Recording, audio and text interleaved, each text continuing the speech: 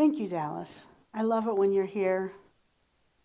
For me, the flute just has this way of opening my heart. So it makes my job easier. And of course, our beautiful music program. Oh my gosh.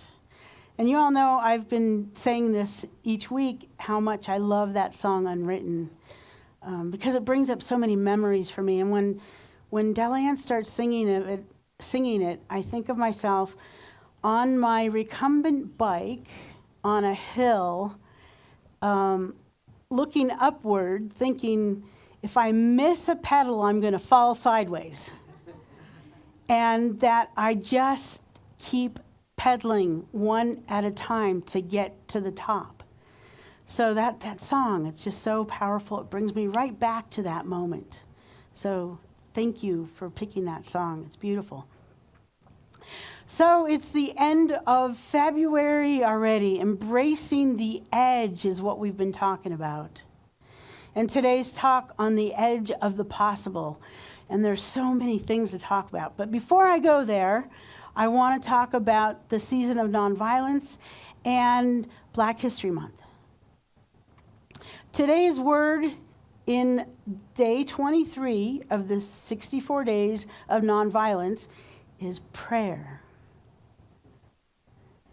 Prayer from the heart can achieve what nothing else in the world can, said Gandhi.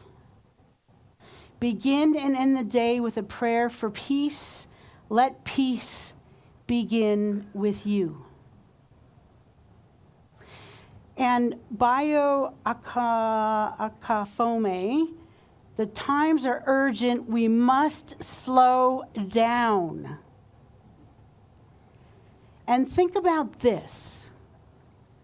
What could the purpose or use of prayer outside of a particular religion be? It's a great question. Because I entered into a world where I decided that prayer is a way of life for me. But I know that there's a lot of people in this room that say thank you. And I know that you've heard this, that if thank you is the only way that you pray, that is enough. So we want to take action in these 64 days of nonviolence. And today, take action. Write your own private prayer, mantra, or short wish for peace. We all know the world needs it right now.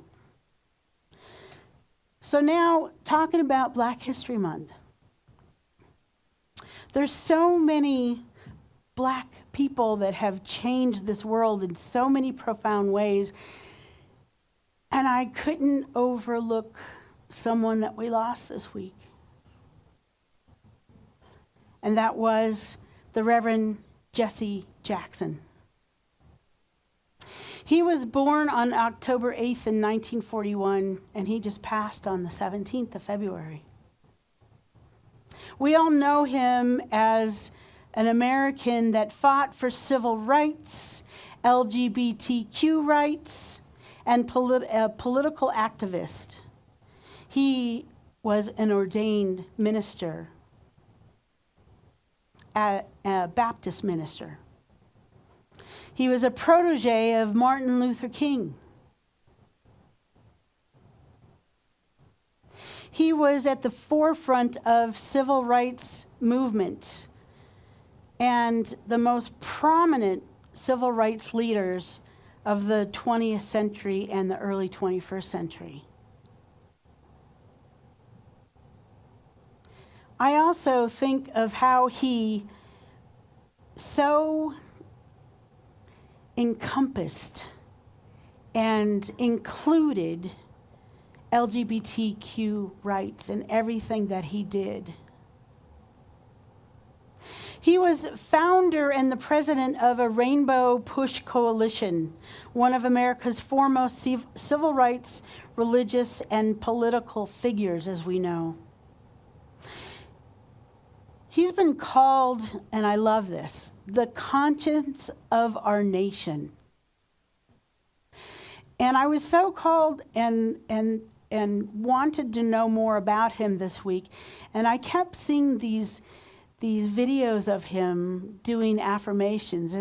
Anyone see the videos of him doing affirmations? Yes, he starts off, I am black. And people in the crowd that were black say, yes, I am black. I am human. I am whole. And he had the audience so riled up, and everybody in the room was screaming at the top of their lungs and engaging in these affirmations with him. And I thought, what an amazing soul and spirit this man is and was, and will always be a guiding light for my heart of sacred activism. He was also a great unifier during challenging times.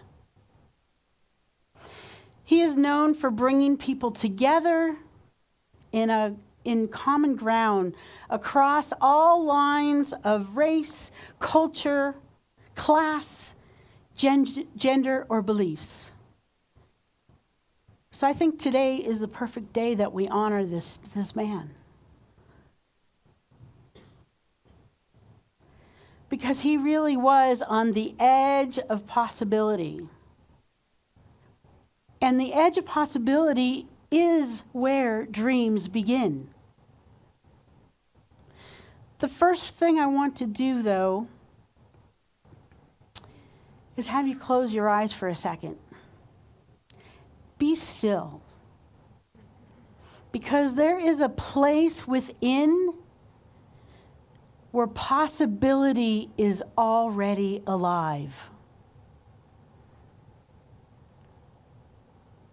In that place, there is a presence and an intelligence, a creative intelligence, wanting to express through you, through your life, through your voice, through your writing, through your song, through your compassion, through everything that you do on a daily basis. So just feel that for a moment. I want to talk about the edge again, because I have talked about it a few times this month, that this edge is not a boundary, but a threshold. The edge is where sometimes comfort ends, sometimes certainty dissolves, but this is where imagination awakens. It often feels risky. It often feels uncertain. And I know for myself, it always feels vulnerable. Yet, spiritually, this is the birthplace of transformation. And what do we say around here every Sunday? This is where transformation happens. So in Science of Mind, what we learn is that the universe responds to the level of our belief. We also learn that the edge expands as our consciousness expands. The edge might be very, very limited because you're having a time in your life where you're having limited expectations of yourself, or limiting your consciousness, or what your possibilities are because of whatever reason you give yourself.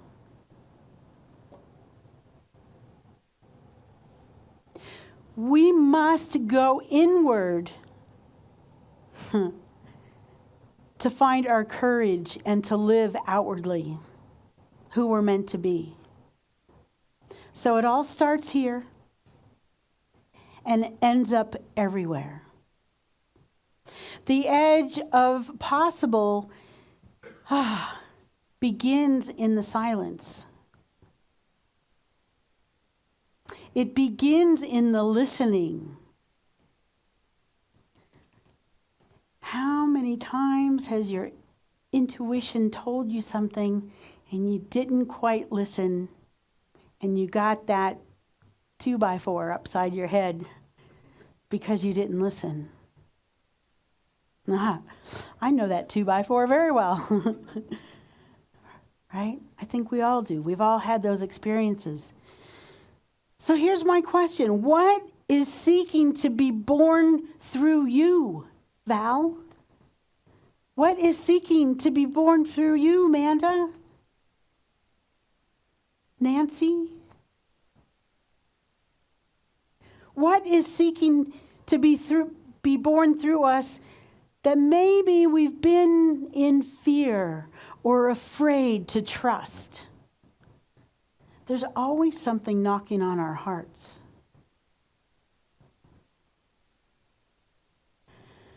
So I want to take this to the collective because, and I know this is a kind of a burn for me when I think about this.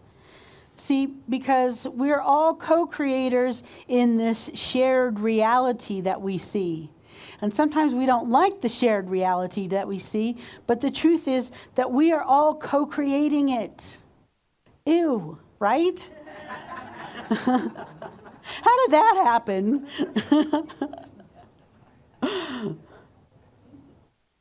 But the moment we recognize that we are co-creators and we ask ourselves different questions. So here's a little preview for March. Because our March theme is what if? What if love, not fear, guided our systems in this world? What if justice was really rooted in compassion? Wow, that's the world I want to live in. So think about this, still talking about the collective here. People like Jesse Jackson and Martin Luther King. Every great movement began as a possibility in someone's consciousness. It could be yours, Jackie. It could be yours, Linda. A possibility in our consciousness. When I think of the times that we're going through, and I don't know that there's any time that there's no upheaval happening. There's always challenges going on, confusion. It is ours to be sacred activists. See, imagination is not escapism. Imagination is the activism of our souls. Speaking of which, Della announced this, that we're going to be singing next week. We're doing a sing-in. And this was born in Minneapolis with what's been going on there. So we've created a chapter of resistance. Is it called Singing Resistance, Salt Lake City? It's not just our community, it's many communities coming together. And I was watching a streaming concert last night of Brandi Carlile. God, was it good? And she was in Minneapolis. And everybody that logged in to stream the concert paid X amount of dollars, and she basically raised $500,000. $500,000 for the people that had legal issues or lost loved ones through all the things that are going on. The very last moment of the concert, Brandy Carlisle called up the singing resistance folks from Minneapolis and sang together. And I was so moved, and I'm so excited that this is happening here. Because in my heart, I've been knowing that we would have a sacred activism ministry within this community. And here it is coming to fruition in a different way than I thought. See, but I don't need to know when I have a vision, I don't need to know how it's going to outpicture. Where, why, when, I don't need to know any of that. I've been holding that we'd have a sacred activism ministry here in this community. So I'm so grateful that it's happening. I'll be there singing next week. You might not want to stand next to me if you want to be in key, but but I'll be singing my heart out. So another thing that caught my attention this week, I was reading, I get a lot of emails, you guys, and I'm on a minister's listserv for CSL, and there's been a lot of conversations about current events. I'm not going to talk about which ones, but something stuck out to me from Reverend Robert Brzezinski. You know Robert Brzezinski. He's been here at our center before. He was a part of our center, yes. So he said something that really caught my eye and my heart. And he said, divine potential heightens ethical responsibility. It does not excuse its absence. Whew. Yeah. It's, for me, when I think about going out there to sing or going to a No Kings rally or whatever it is, using my voice, this is where I want to shine my light. I don't want to be quiet, but I want to do it in a way that is ethically and morally responsible to my soul. This is very important to me. So in Science of Mind, our core teaching is thought and belief and spiritual law equals our lived experience, what manifests in our life. And we do this by practicing certain spiritual practices. Visioning, affirmative prayer, which we talked about today, mental equivalence, meaning becoming internally what we wish to see externally. See, if you're walking around with a mental equivalent of not enoughness, I bet that's what's in your life. You have to walk around with the mental equivalent of, I've got more than enough. I am abundant. I am whole. I'm healthy. And that's what you'll see in your life. And by the way, jump into the class if you want to know and really practice this stuff together. This is where we have these conversations and we get to kind of let the rubber meet the road and work on this stuff together. I wanted to talk about someone that also caught my eye this week that was a perfect example of courage stepping forward as her passion, her vision, her promise, her dream. And that is our gold medal Olympian, Alyssa Liu. Did everyone see this beautiful ice skater? A few things about her. Well, okay, I love it that she's Bay Area. Yes, Oakland.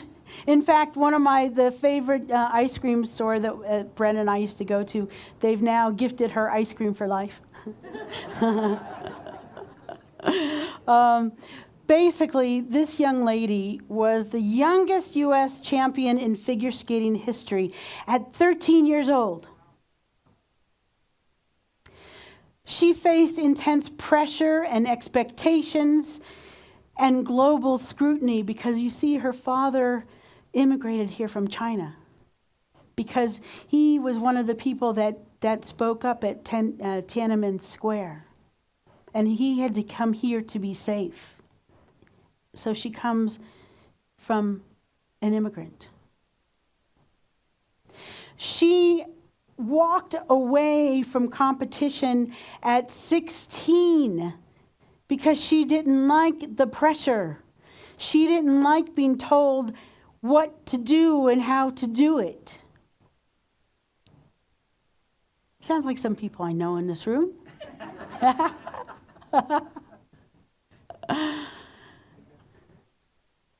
Later, she returned because here's what was in her heart. She loved the sport. That's how she loves to express herself, through her skating. So she told her dad and her coaches, I'm coming back. And they were so thrilled, but she said, but I'm not doing it the way I've done it. And Dad, by the way, you're fired. He was the main coach. She said, that doesn't work for me. She did it her way. And it was amazing that she got to be on the Olympic team. In her mind, she decided that that was a win.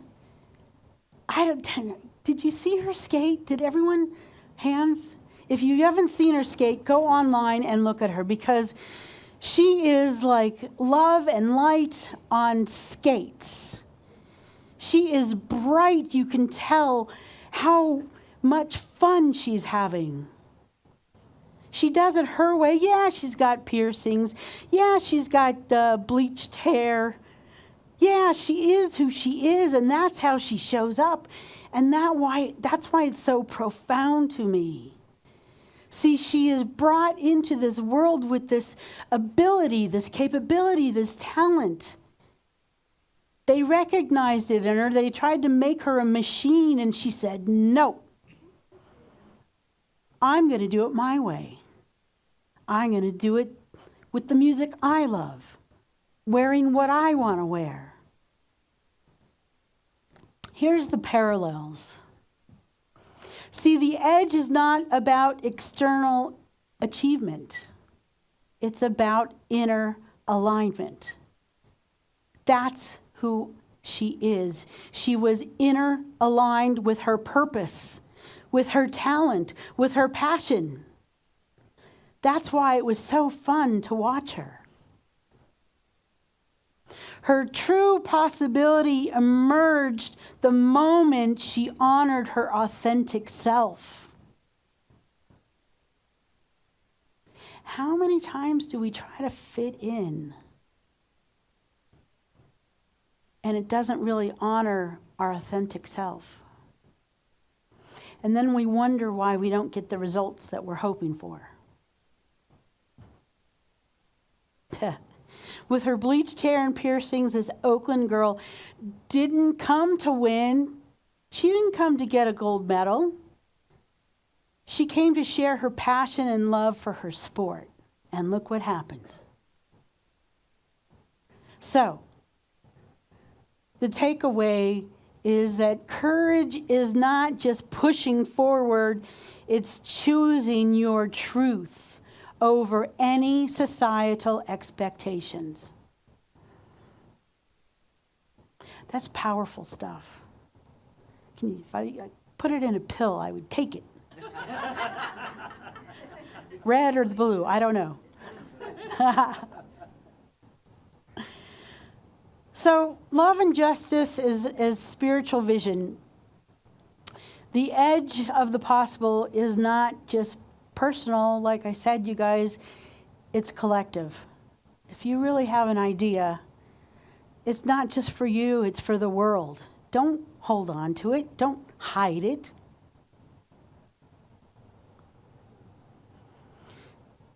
if you have a vision, the world will support your vision. The universe will support your vision. Just take one step at a time. Maybe first even speaking it out loud. Because I know this. Love, and when you're in that authenticness of true self, that's love. It's not passive. That's why singing is so exciting to me, to go sing next week. I want to step out there, even though I can't sing in key. Well, maybe sometimes, but mostly not. I want to go sing because I don't want to be passive in my sacred activism, and that's a way I can do it. So, Thurman's legacy, and this book of the month has been so profound, is that inner transformation fuels outer change. First, we work on what's here. Then we change the world.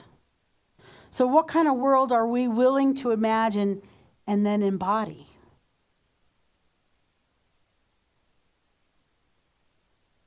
So here's my invitation. My invitation is to live on the edge every single day. Every day. Say yes to something that stretches you. Speak your truth if you've been holding back. Choose love where fear would be much easier. Let me just say something about that. With a world that's going through so much, it's really easy to get caught in that current of fear. Sometimes choosing love and compassion feels like swimming upstream. Be a salmon. Swim upstream. And to do this, I recommend that you listen deeply. Meditate. Do your spiritual practices. Forgive fiercely. Mostly forgive yourself. And create constantly.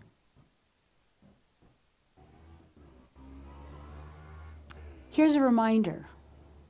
The edge is not a one-time leap. It's a daily way of living. Choose it. Because the edge is already here, you guys. It's already here right now. The possible is already within us. We don't have to go looking out there. It's right here. And I'll end with this writing from Tama Kieves. She said, "When you pursue your dreams, you enter a relationship with the divine. You lean into the compelling and unfathomable good, that which gives you your life meaning and power in ways you can't imagine." So let's stand on the edge of the possible and say yes to life, a life that is seeking to emerge through you. Let's pray.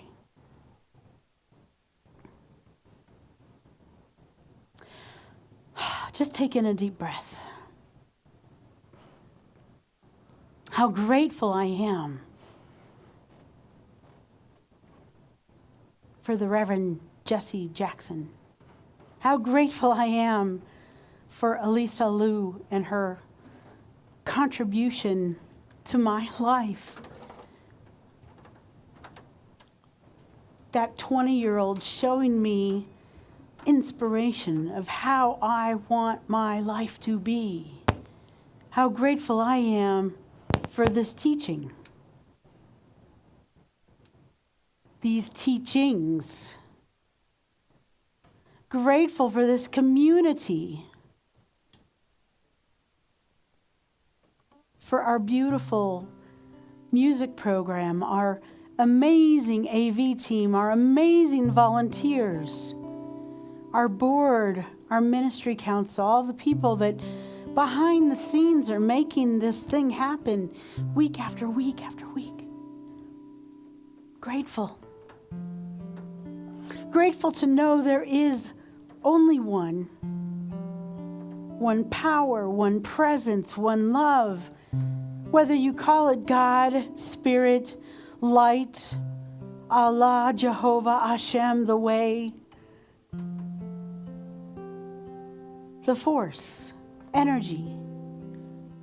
So many names and so many faces, and yet only one. This oneness that's in each ray of sunlight, in every snowflake that has fallen, every raindrop that falls, every grain of sand that I walked on in Maui,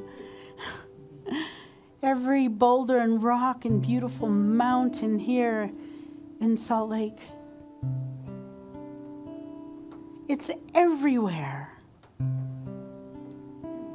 In everything. And knowing that truth, I claim and know it, that it is me as me through me and through everyone that hears this prayer. We are one and the same as the one. Every cell, every atom, every thought, every circumstance, every joy, every grief, every moment of every day of our lives, we are the beautiful way that Spirit God gets to reveal itself as our lives, as our talents, as our challenges, as our joys.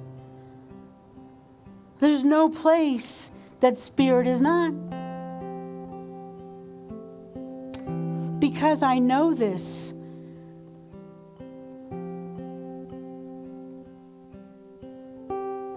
I see Spirit revealing answered prayer in many ways. The first way I want to mention is in the life of Mark Osterlof. In his new kidneys that are functioning well. He let me know this morning there's less and less pain.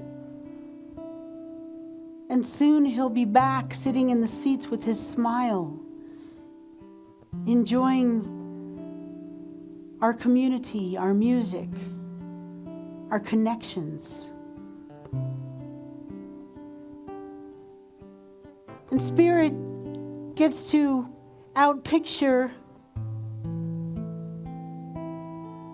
as all of us in whatever our prayer request is, whether our prayer is for prosperity, abundance of cash in the bank so that we can do good work in the world. We can live in a way where we get to give from the overflow. Whether it's an abundance of wholeness and energy and vibrancy. Whether it's knowing for our neighbors that all needs are met everywhere. That humans can never be illegal, not wanted. That we encapsulate this whole world in love and compassion. We wrap it. We hug it. We know that love is so much stronger than hate. We remember that with all our prayer requests as we go for the higher vibration of love in every possibility that we have. These dreams that we have, these talents, these ideas that come through us, are really ideas that are here for this world as we co-create this world together. So for this, I am infinitely, unmeasurably grateful for life, for answered prayer, for all the dreams and possibilities in this room and our beautiful, beautiful community online that watch us every week. I let it go. We let it go into these laws that we study and we know happen 100% of the time, never not. Because as we love, love comes back tenfold. As we know and affirm our wholeness, wholeness comes back tenfold. So it's easy to release when we know 100% that it's done. And it's done now. And we anchor this by saying, and so it is. Amen. Ashe. Thank you.